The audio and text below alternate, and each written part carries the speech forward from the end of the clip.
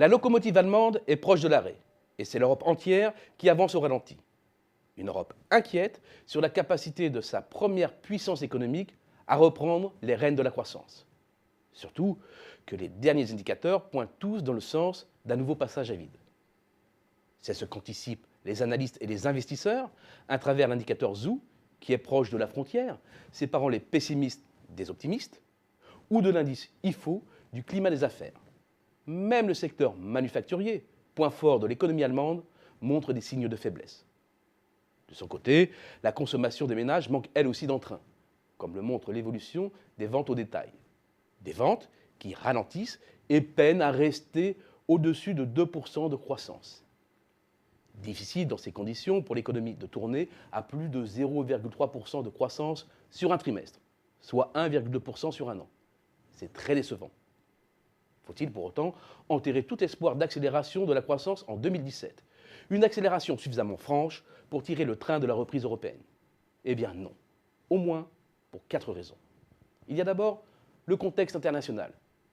C'est certainement le point le plus fragile de l'analyse, car c'est un euphémisme, la croissance et le commerce mondial ne sont pas très flamboyants. Mais le point bas a été dépassé ou va l'être, et plusieurs économies émergentes sont en voie de stabilisation. De même, après un premier semestre très décevant, les États-Unis semblent prêts à accélérer à nouveau. Il ne faut pas s'attendre à un miracle, mais le simple arrêt de la dégradation ouvre des perspectives un peu plus dynamiques aux exportations allemandes. Autre facteur favorable, les revalorisations salariales. Et là, c'est du solide. Après les importantes hausses accordées cette année à de nombreux salariés, 2017 sera une nouvelle année faste.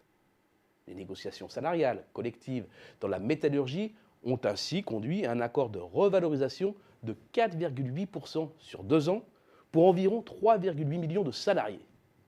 Dans le secteur public, 2 millions de personnes seront concernées par une hausse de salaire de 2,4% cette année et la suivante. Enfin, dans le secteur de la construction, quelques 750 000 personnes verront leur salaire augmenter également de 2,4% durant 2 années consécutives. Bien entendu, tout ne va pas se retrouver dans les circuits de distribution. Les taux zéro et le faible rendement des actifs poussent les futurs retraités à épargner plus. De même, la poussée de l'inflation, même très légère, va grignoter le pouvoir d'achat. Mais c'est sans compter l'atout maître du gouvernement Merkel, la cagnotte budgétaire. Vu de France, c'est de la science-fiction. Mais l'excédent budgétaire de l'Allemagne dépassait 19 milliards d'euros en 2015 et sera certainement bien supérieur cette année. De quoi être généreux avec les ménages à la veille des élections législatives. Et il y a fort à parier que le gouvernement n'attendra pas le résultat des élections de l'automne 2017 pour agir. Autre facteur d'espoir, le choc démographique. L'Allemagne est devenue une terre d'accueil et sa population croît désormais rapidement, très rapidement. Plus de 2 millions de personnes en plus depuis le premier trimestre 2013, avec une nette accélération en fin de période. Ce sont des travailleurs en plus, des consommateurs en plus, de la croissance en plus.